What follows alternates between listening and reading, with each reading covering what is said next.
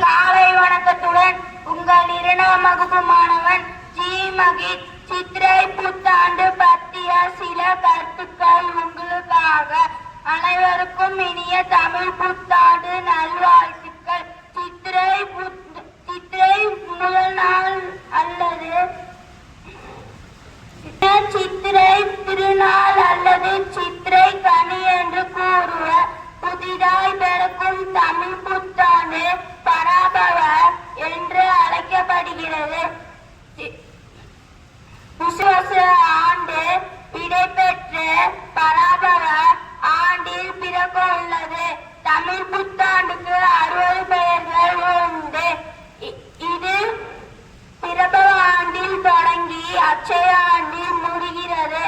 மீண்டும் பிரபவ ஆண்டு தொடங்கும். இது 40வது ஆண்டுதான் பராபவ. நன்றி.